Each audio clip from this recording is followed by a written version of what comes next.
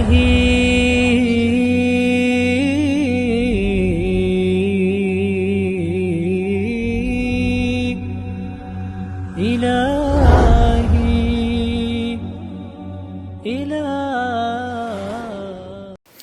الله الحمد لله والصلاة والسلام على نبينا سيدنا حبيبنا محمد وعلى آله وصحبه أجمعين.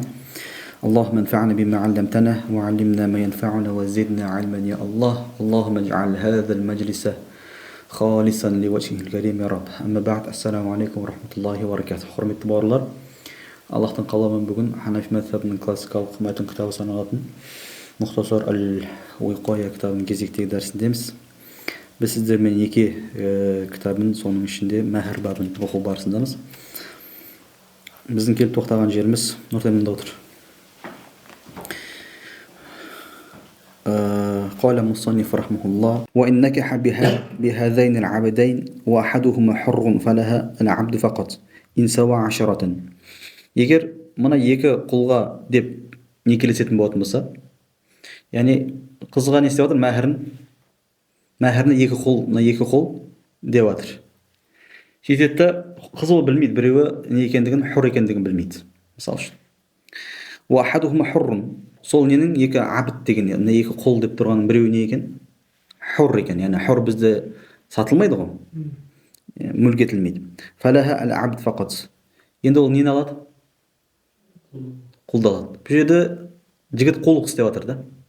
Мысалы үшін Нұртай, сен бір әдемі қызды қолын жеткізе алмай жүрінді, ұсыныс тастадың, ол айтты, маған екі құл бересің деді саған.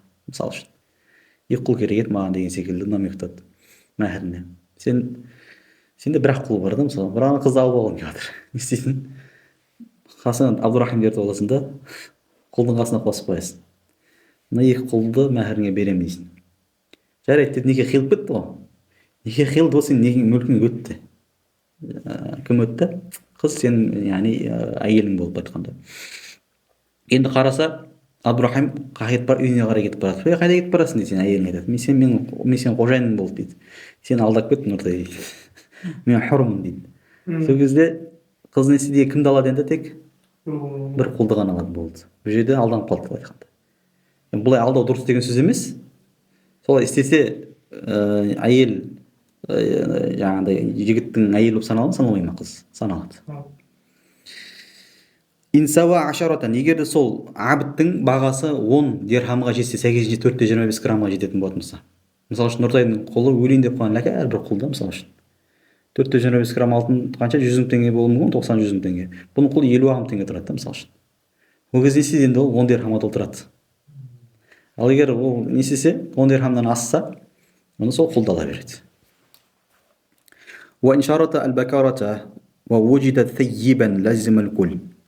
Егер де некелесу барысында бікірлікті, яғни қыз болуды шарт ететін болатын болса, яғни сен қыз болсаң, мен сені аламын, мәһіріңе осындай беремін деп неседі, шарт қылды. Қыз неседі? Жарайды деді. Сосын неседі?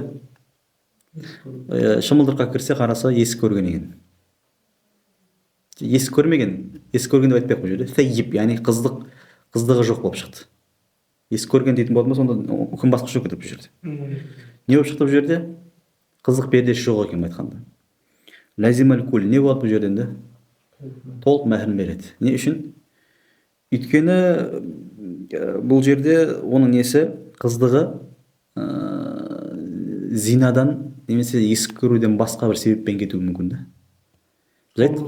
Ауру себептен, немесе бір ауыр нәрсе көтеру себептен деген секілді. Сондай болғандығы үшін. وفي نكاح الفاسد إن لم يطأ لا يجب شيء. Никах фасид неке деген не? Фасид неке мен батыл некенің айырмашылығы жоқ. Тек не мәселеде айырмашылығы тектің бекітілу, напақаның және де мәһірдің берілмеу мәселесінде ғана фасидте не болады? Фасид пен батылды кішкене айыруға болады. Ал иптидан бұл неке негізсіз болу жағынан фасид пен батыл бір. Түсін ба? Біреу не істеді, мысалы үшін екі апалы сіңілді бір некеге жинады. Яки болмаса біреудің қатынын алып қойды.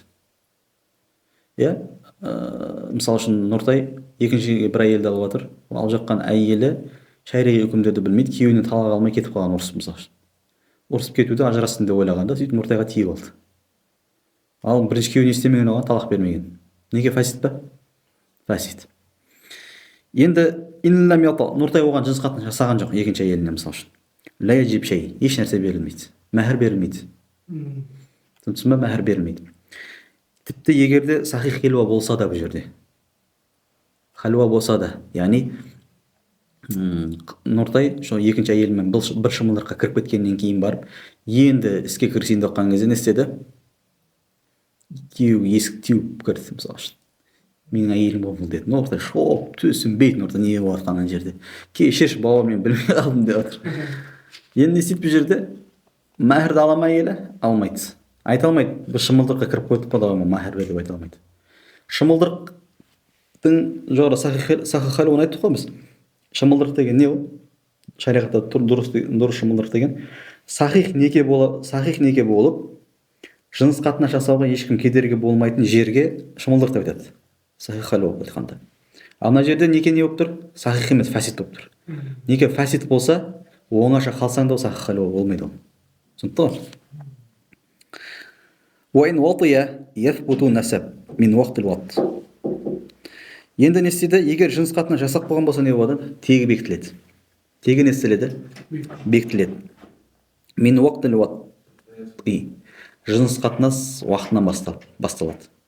Бізде бұл وإن وطي يثبت نسب من وقت الوط деген сөз бар ғой. Бұл имам Мұхаммадтың пікірі. Мұсанниф рахмахулла, Содыр шариа рахмахулла, имам Мұхаммадтың пікірін таңдап тұр жерде. Яғни ол не деген сөз? Нұртай жаңағыдай екінші әйелді алды. Ол біреудің әйелі, фасид неке оның жерде. Батыл сәйкесінше. Сөйтті де онымен жыныс қатынас жасады. Жасап болғаннан кейін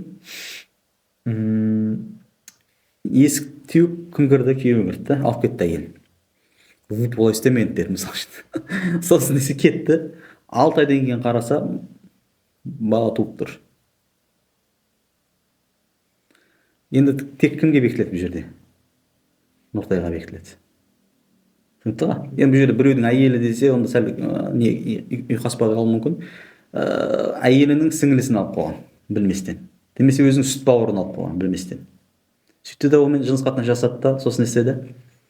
6 айдан кейін жыныс қатынас жасады. 6 айдан кейін істеп жатыр, бала туып тұр. Тек кімге бекітіледі? Тек Нұртайға бекітіледі. Түсінікті ғой? 6 ай деп шарт қойыпты. Қойды ихтиразы ол. Неге? Өйткені жүктіліктің ең азы қанша? 6 ай. Жалпы Аллаху алейхи әйелге жыныс қатынас жасауда имма ақир, имма уқур болады. Яғни сен бір әйелге жыныс қатынас жасадың ба, не оған толық мәһір бересің? Яки болмаса оған не бересің? Не істейді саған? Ол адамға, ер адамға не міндет болады? Дүре міндет болады. Сен бір әйел адамға жыныс қатынас жасадың ба, духул болды ма, оған не беріледі? Мәһір беріледі. Мәһір толық беріледі. Түсінікті ғой? О мәһр мисл ла юзад аля мусамма. Мәһр мисл не нәрсеге артпайды дейді? Мусаммадан көп болмайды дейді. Мысалы үшін неке не істеген жоқ? Мусамма болды, мысалы үшін мусамма болды. Бірақ ол не болып тұр жерде? Белгісіздік болып тұр. Жахала бар о мәһрде. Аталған мәһрде белгісіздік, жахала бар. Автомат түрде неге ауысады? Мәһр мислге ауысады. Енді сол беріліп жатқан мәһр мисл мусаммадан көп болмау керек. Яғни мусаммадан көп болмау керек деген қалай ол? Мысалы үшін iPhone дей салды. iPhone-ның потолок бағасы қанша? 700 мың теңге, мысал ретінде да. Енді бұл қандай iPhone екендігін айтқан жоқ, автомат түрде мәһр мислге ауысады ғой. Мәһр мисл 1 миллион теңге. Қайсысын береді? 700 мың береді. 1 миллион бермейді. Мәһр мисл неден мусаммадан аспау керек. Ин мәһру мислиха мин қауми абиха синнан. Енді мәһр мисл кім тараптан қарап есептеледі деген мәселеге айтылып жатыр. Әке тарапынан қарап есептеледі. Түсінікті ғой? Мен қауым абиха, әкесінің қауымынан, яғни әкесінің руынан қарап есептеледі. Әкесінің руының қыздарына қарап есептеледі. Сәйкесінше өзінің әпкесі, сіңілісі, әкесінің ағасының қыздары, інісінің қыздары солай кете береді. Синнан, жас жағынан. Мысалы үшін Нұртай Гүлмира деген бір қызға некелесті. Мәһір нақты белгіленген жоқ. Мәһір митл беру керек болып жатыр енді. Қалай анықтайды енді ол? Гүлмираның мысалы үшін ағасының қызы бар. Жасы 20-да. Бұның Гүлмираның жасы 21-де. Бола береді. 20-21 ешнәрсе қылмайды. Қатты бір не жоқ, айырмашылығы жоқ. Сондықтан соны жас жағынан қарап есептеледі. О жамалан сұлу жағынан қарап есептеледі. Мысалы Нұртайдың алған әйелі ұсқынсыздау кішкене. Ал оның әпкесінің немесе сіңлісінің түрі қандай? Әдемі. Сәйкенше оның мәһірі көп болады ғой. Енді ол не істемеді, мен әпкенің мәһірін бересің деп айтпайды. Неге? Өйткені сен кішкене өзіңе қара дейді да. Дұрыс, Алла Субхана тағала бүкіл адам баласын қалай жаратты? Көркем бейнеде жаратты. Бірақ сұлулық жағынан әркім не? Әртүрлі ғой. Тартымдылық жағынан адам өзінің берген түріне не істемеу керек ешқашан. Адам өзінің берген түріне разылық білдірмей, оның қазір түрлі нәрселер шығып кеткен ғой қазір. Бетіңді пластикалық операция жасатады, ерін ісіреді, көкірегін ісіреді. Бұның барлығы Аллах Тағаланың несіне, жаратылысына разы болмаудың бір белгісі. Ал егер ол жерде мысалы үшін бетіне бір пластика операция жасатқан кезде, яки болмаса бір мұрын жасатқан кезде бір ол жерде кемістік болса, ұсқынсыздық болатын болса, соны түзеу мақсатында өзгертуге болады. Ал былай сен Құдайдың жаратқан түрі, оны одан да әдемілету мақсатында оны өзгертуге болмайды. Өзгертуге болмайды, тыйым салынады ол нәрсеге.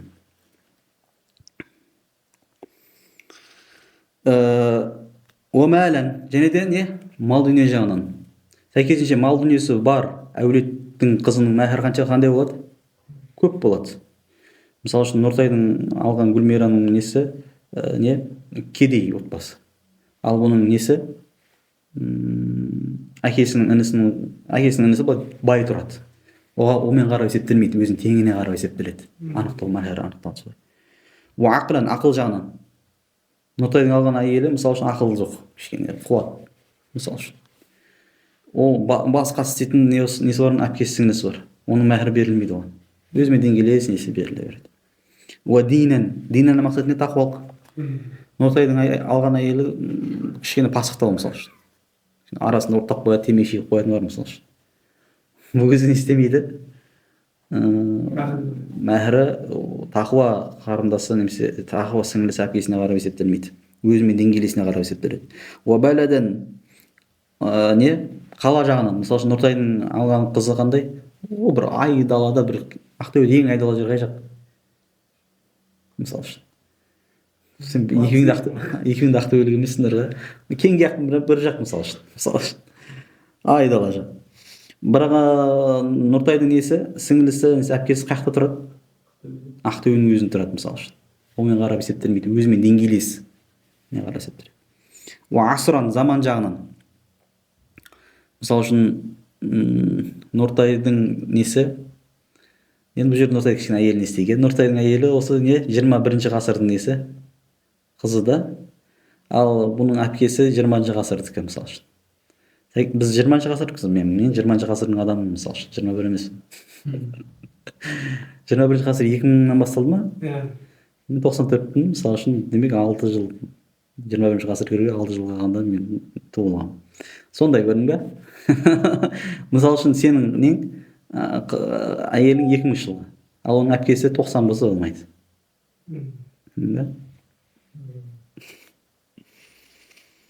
О бәкарата не жағынан сосын? Бікірлік жағынан. Мысалы үшін Нұртайдың алған әйелі кішкене не? Онда бір жағдай болып қойған. Бірақ оның сіңлісі не? Бікір. Омен қарап есептелмейді. Уәттиябәтен не жағынан? Бікір болмау жағынан қарап есепке алынады.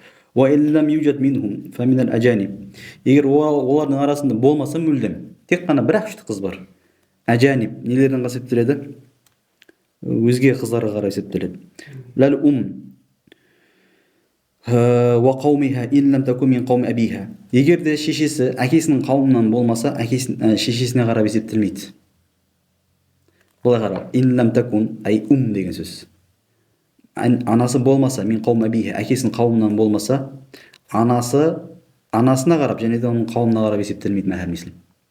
Ол не деген сөз? Мысалы үшін қоңыратта бір бірімен қыз алыса береді. 7-ден асып кеткенбіз. Менің әйелім қоңырат, мен өзім де қоңыратпын. Бізде бір ғана қыз бар мысалы. Бұл некелесті мәһр мисл болып кетті бұл жерде, жахала болды мысалы үшін. Енді мәһр мислін анықтайын десе, оның сіңірісі жоқ, әпкесі жоқ, менің ағамның қыздары жоқ мысалы үшін, мүлдем қыз жоқ. Енді кімге қарап есептеледі бұл жерде? Шешесіне қарап есептеледі, шешесінің қауымына қарап есептеледі. Неге? Өйткені ол шешесі менің қауымымнан. Ал егер менің руымнан болмаса, одан қарап есептелмейді.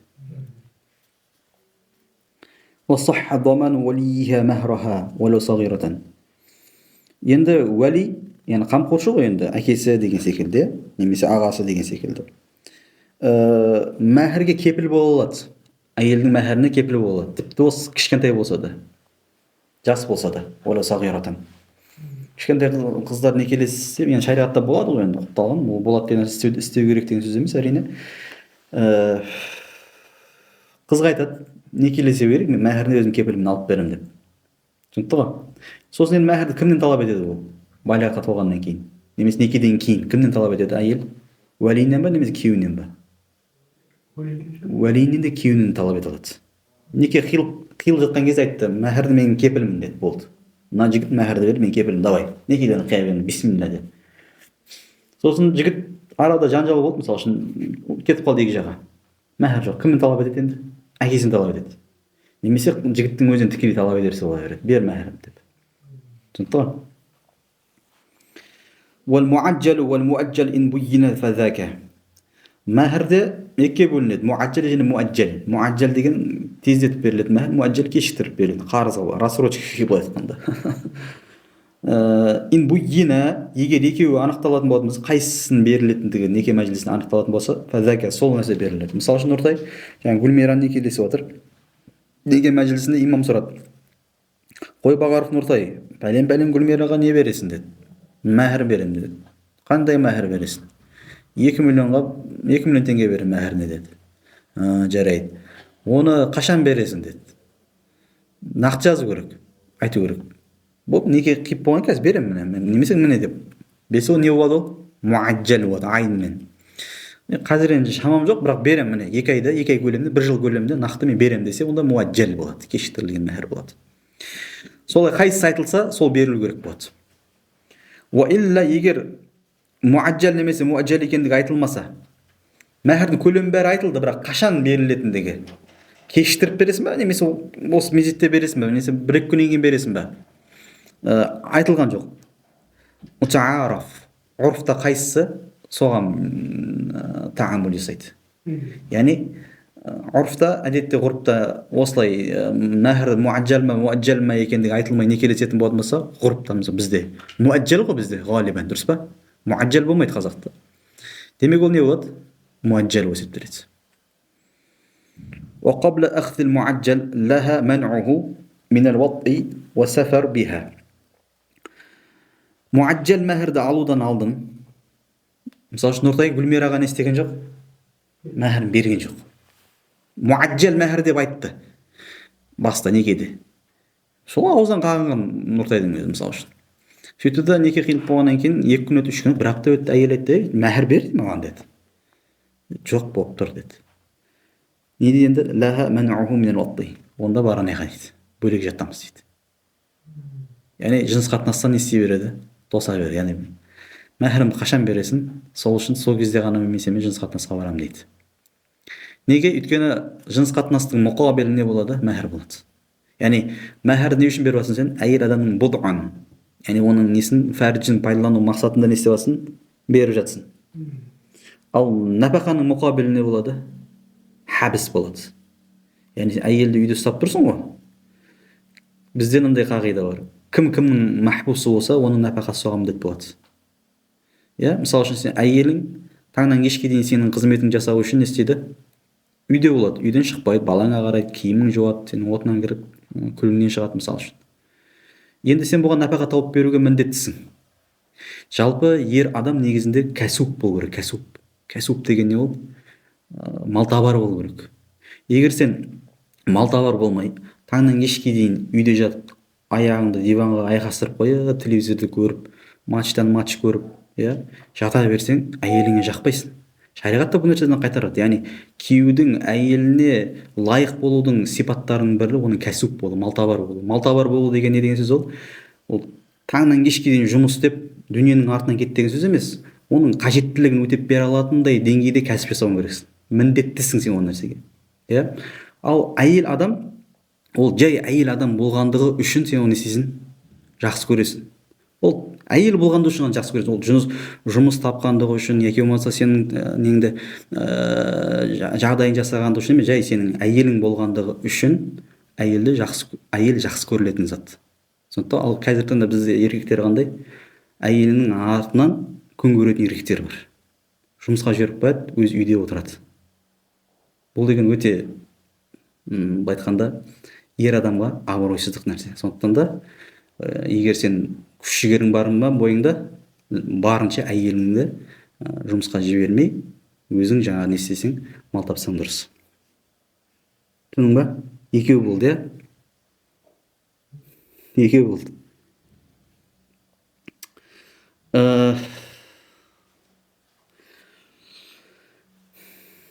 Қай жер келдік?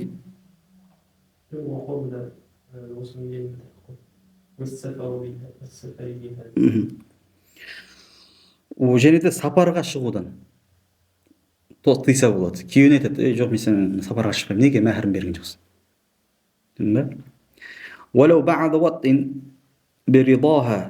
Тіпті жыныс қатынас жасап болғаннан кейін, әйелдің разылығымен жыныс қатынас жасап болғаннан кейін де әйел қайтадан не істей береді? Тыя берсе болады. Мысалы үшін неке мәжілісінде не істедің Нұртай сен? Мәһріңді беремін мен қазір дедім да. Сосын жарайды, үйіне барды, шешін дедім мысалы үшін. Не істеді сосын? Болды, енді ақша мылдырыққа кірдіңдер екеуің. Сосын арадан 1 күн өтті, 2 күн өтті, 3 күн өтті, 4 күн өтті, әлі бермей жатсың. Разылығымен қосылған әйел, өзінің разылығымен қосылған. Сосын саған айтады, болды, маған жолама дейді, неге мәһрін берген жоқсың дейді. Сен алдында мен өзің еркіңмен қосылып қойдың, болды, енді ондай нәрсе жоқ деп айта алмайсың. Түсіндің ба? Өйткені жыныс қатынастың мұқабілі не болады? Мәһр болады. Егер бұны әйелдерін білетін болса бар ғой, сұмдық болады негізі. Bila suqutин нафақа. Нафақа түспейді. Жыныс қатынастан тыйса, нафақа түспейді. Неге? Нафақаның мұқабілі не болады? Хабіс болады. Яғни кімнің хабісінде болса, мәхбусы болса, соның нафақасы міндет болады. والسفر والخروج للحاجة بلا إذنه. Тіпті егер де мәһрін бермесең қандай жағдай болар, көрдің бе міне? Сапарға шығылады. Сен разылығынсыз. والخروج және үйден шығылады. للحاجة қажеттілігі үшін. بلا إذنه рұқсатын сұрамай-ақ. Мәһрін беру керексің. وبعد أخذه ينقولها. Егер де мәһрді алғаннан кейін оны істей береді. Әйел адам мәһрді алғаннан кейін бәғда әхзихи деген хидамия қайсан барады, мәһрге барады. Мәһрді алғаннан кейін янқулуха, күйеуі оны істейді, сапарға өзін бірге алып кете береді. Уақила ла юсафиру биха. Мынандай көзқарас бар, қалай? Тіпті сен оған мәһрін берсең де, нәпақасын берсең де, айтқанда әйел разы болмаса, оны өзің бірге сапарға алып кете алмайсың. Мысалы үшін сен әйеліңмен бірге бір шетелге тұруға бара жатсың. Әйелің оны қаламайды. Енді ол жерге барғым келмейді дейді. Тұрғым келмейді дейді. Немесе сен бір қаладан басқа бір қалаға көшейік деп жатсың. Әйелің оны қаламайды. Әйелің егер қаламаса, әйеліңді күштеп ол жерге алып бара алмайсың. Муфтабихи осы деген фәтуа берген көзқарас осы. Тіпті мәһрін берсең де, нәпақасын берсең де, неге? Себебі ол жерге әйел адам, яғни сен әйеліңді алып бара жатқан жер әйел адамға ұнамауы мүмкін, оған қолайсыздық тудыруы мүмкін. Енді әйелің сенің қабырғаң болғандықтан үнемі сен қасында жүреді ғой. Саған ыңғайлы болған нәрсе жер әйеліңе де ыңғайлы болу керек. Муфтабихи, яғни мутаахирин ғалымдар осы көзқарасқа басымдылық берген. Яғни әйелдің қалауынсыз оны басқа қалаға бірге тұруға алып кете алмайсың. Уабихи юфтадиді. Ин бааса илейха шейан фақалат хуа хадиятун. Егер де әйелі, күйеуі сол қызға бір нәрсе жіберсе, Нұртай не істеген? Алдын ала неге қимай тұрып нелер жіберген? Сыйлық жіберген. Бірақ жіберіп жатқан сыйлығын бәрін мәһір деп ойлаған да ол. Ал әйел не деп жатыр? Сыйлық деп ойлаған, маған жіберіп жатқан. Маған подход жасап жатыр, маған сыйлығы шығар, мен қарату үшін деген. Уақала. Сосын неке қиылып болды. Неке қиылып болғаннан кейін тартыс қой бұл енді айтады. Мәһірін бермейсің бе? Мәһірін беріп қойдым қашан? Алдын неке қимай тұрған емес, мәһірін сол мәһір деп ойлаған мен саған жібергенмін соны сыйлық ретінде. Жоқ, ол сыйлық еді десе, Нұртай мәһір еді десе, кім сөз алынады? Нұртайдың сөзі алынады. Фақаулу қаулуху. Неге? Өйткені асыл не бұл жерде? Ер адамның мүлкінен заттың шығуы. Түсінесің ма? Асыл не? Өйткені бұл асыл ұстап тұр. Асыл ұстап тұр. Бірақ ант ішкізеді деген ғалымдар бар. Ант ішеді. Илля фима хуййия лил акл. Тек сыйлық болып есептеледі, жігіттің сөзі алынбайды. Егер ол жеу үшін, арнайы жеу үшін дайындалған нәрсе жіберіп, банан жіберіп жатыр, алма жіберіп жатыр мысалы, ол мәһір деп айта алмайды оны. Әдетте ондай нәрселер мәһір ретінде берілмейді. Қанша минут болды? Жарайды. Иншалла қалғанда біз мені бір сабақ барына жібереміз. Ассаламу алейкум ва рахматуллахи ва баракатух.